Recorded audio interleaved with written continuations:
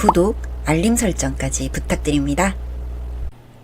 오늘도 우리 사는 이야기 찾아주셔서 감사합니다. 사연자분이 보내주신 이야기 시작해볼게요. 제 남편은 참 신기한 사람이었어요. 처음 만난 순간부터 아마 지금까지도요. 대학 전공 서적을 구입하기 위해 한 서점에 방문했고 남편과의 첫 만남은 그렇게 시작되었습니다. 저를 보고 첫눈에 반했다며 시커멓게 탄 얼굴을 붉게 물들이고 번호가 적힌 쪽지를 들이미는 그 손이 곱게 자라지는 않았구나 싶었던 게 첫인상이었죠. 그 후로 종종 만나 산책을 하고 편지를 주고받고 여느 연인들처럼 데이트를 했던 것 같아요.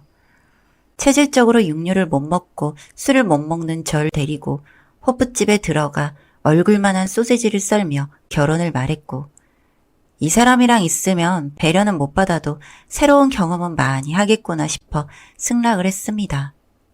그렇게 보게 된 시댁은 남편만큼이나 신기한 사람들의 집합이었어요.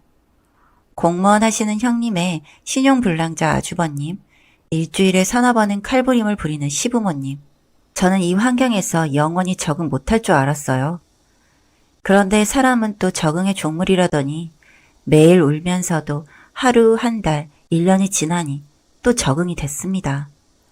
딸 하나에 아들 하나를 연년생으로 낳고 남편은 회사를 관두고 컴퓨터 공학과를 나온 절 위해 컴퓨터 학원을 차려주었습니다.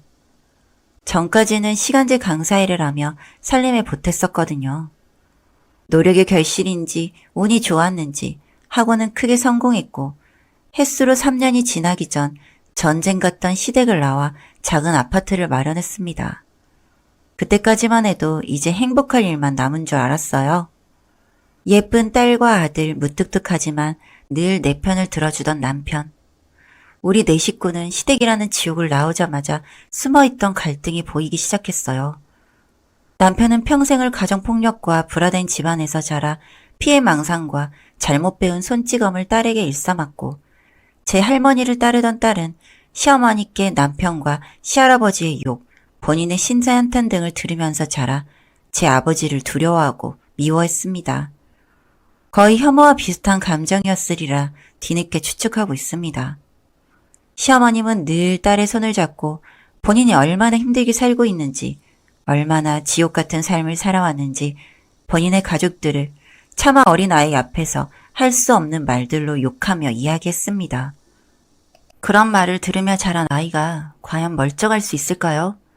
저도 제 딸아이 앞에서는 큰 소리도 내지 않는데. 아무튼 딸아이는 제 아빠를 혐오하고 기피하듯이 피하고 남편은 자신을 피하고 웅크리는 딸을 욕설과 손찌검으로 키웠습니다.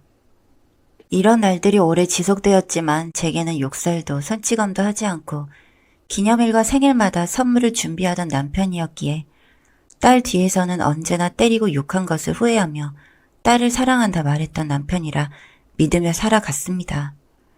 아이들이 중학교에 입학하고 저희는 하던 학원을 접고 저는 학원을 정리하고 적금을 모은 돈을 보태어 작은 카페를 하나 열었습니다. 자리가 좋은 곳이었는지 정말 운이 좋았던 건지 하는 장사마다 모두 매출이 껑충껑충 올라 돈 걱정은 하지 않고 살았던 것 같아요. 아이들을 금수저 소리 들으며 키울 순 없었지만 대출 없이 등록금에 용돈 줄 만큼은 벌 수 있었어요. 그리고 그쯤 사건이 하나 또 터집니다. 남편은 학원을 접고 특별한 일을 구하지 못하는 상황이었어요.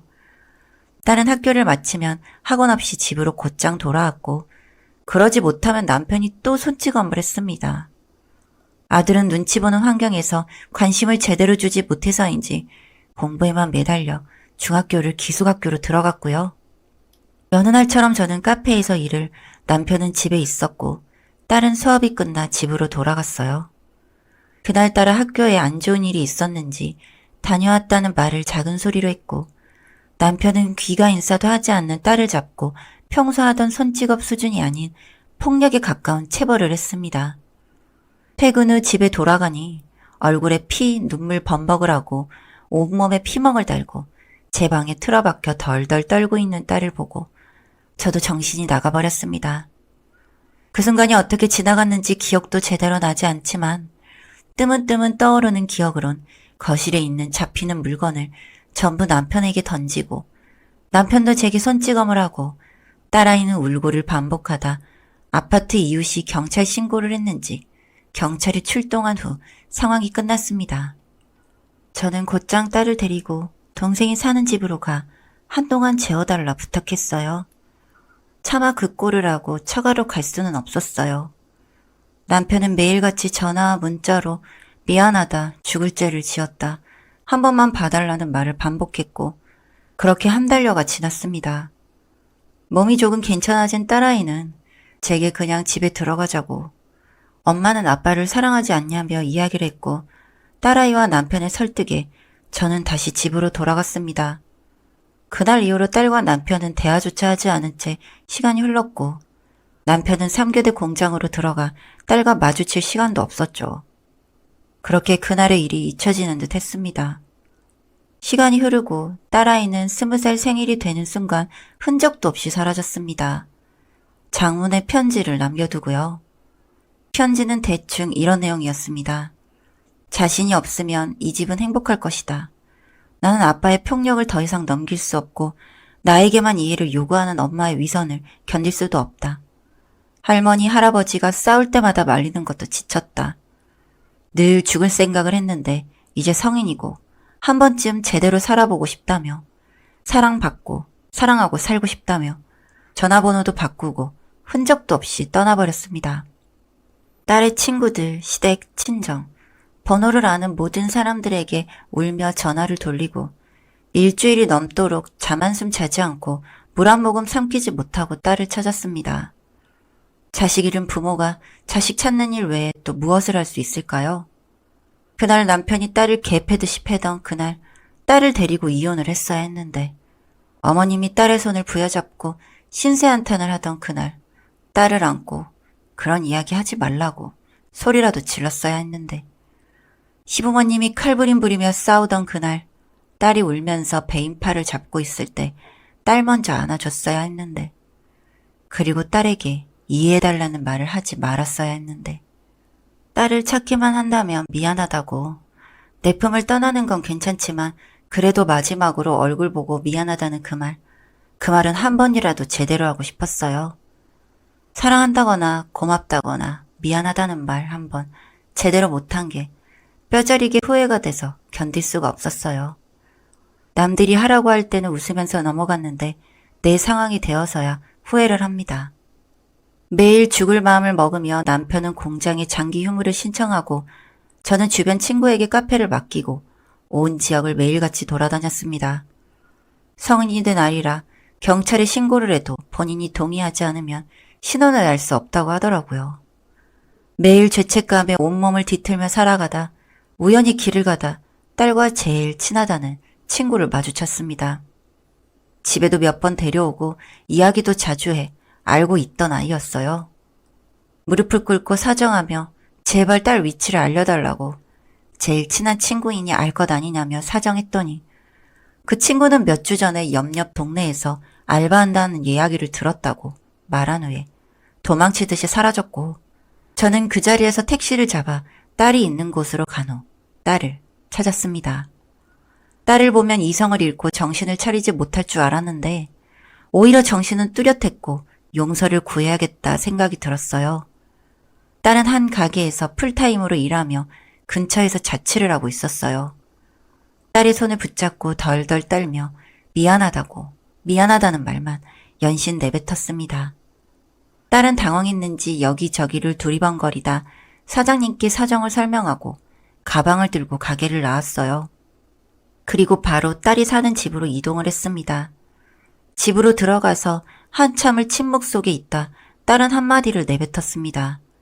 집으로 돌아갈 생각은 없다고요.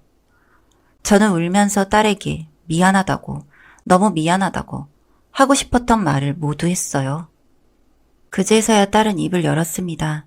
제가 없을 때 남편이 딸에게 어떤 말을 했는지, 어떤 폭력과 학대를 했는지, 학교에서는 어떤 일이 있었는지, 딸의 이야기를 듣고 저는 곧바로 남편에게 전화해 그만하잔 한마디를 남기고 전화를 끊었습니다.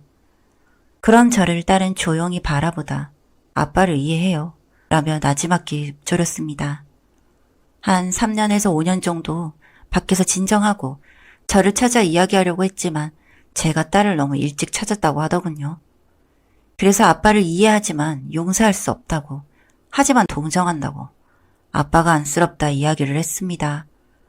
저는 딸의 바뀐 번호를 받아들고 집으로 돌아가 남편에게 딸과 했던 이야기를 했습니다. 남편도 뒤늦게 딸에게 용서를 구하고 싶다며 그때 자신이 너무 불안정하고 흔들려 감정을 모두 딸에게 쏟아부었다는 것을 인정했습니다. 남편은 딸에게 길다면 길고 짧다면 짧은 진심이 담긴 편지를 써서 저를 통해 전달을 했습니다. 딸과 저는 그 편지를 같이 읽으며 같이 눈물을 흘렸습니다. 아래는 편지 내용의 일부입니다. 아빠는 옛날 사람이라 집에 돈을 벌어주고 내 새끼 옷을 입히고 밥 안 굶기면 그게 가장 노릇이라 생각했다. 흔한 변명이지만 아빠도 아빠가 처음이라 주체 못할 화를 여린 내게 화풀이하고 부모로서 하면 안 될 짓을 해버렸구나. 단 한 번도 아버지가 주는 제대로 된 사랑을 받지 못하고 자라게 해 미안하다. 네가 태어나고 자라며 단 한순간도 너를 자랑스럽지 않다고, 사랑스럽지 않다고 생각한 적은 없었어. 내가 가장 사랑하는 딸이라, 네가 내 처음이라, 아빠가 처음이라 미안하다. 정말 많이 사랑하고 또 미안하다. 실은 저도 남편이 이런 생각을 하고 있는 줄은 몰랐어요.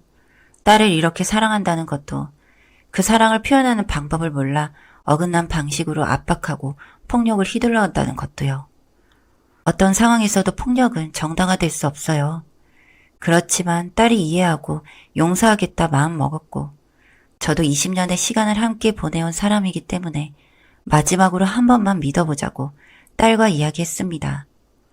딸은 구해둔 자취방에 계속 살기로 했고 월세는 남편과 제가 내주는 걸로 했어요. 알바 시간도 조금 줄이고 하고 싶었던 공부를 계속 할 수 있도록 지원해 주기로 했어요. 대학에 다시 갈 수 있도록 수능 공부를 할 환경도 만들어줄 예정이며 대학이 붙으면 등록금은 모두 남편이 마련해 주기로 각서도 썼고요. 지금도 그렇게 화목한 집은 아니지만 그럭저럭 한 번씩 외식을 하며 얼굴 마주보고 근황을 이야기하는 정도예요. 갈등을 쌓아온 시간이 있기에 바로 해결되진 않겠지만 시간이 더 지나면 언젠가 화목해질 집을 꿈꾸며 최선을 다해 살아가고 있습니다. 사연은 여기까지였고요. 우리 사는 이야기 시청해주셔서 감사합니다.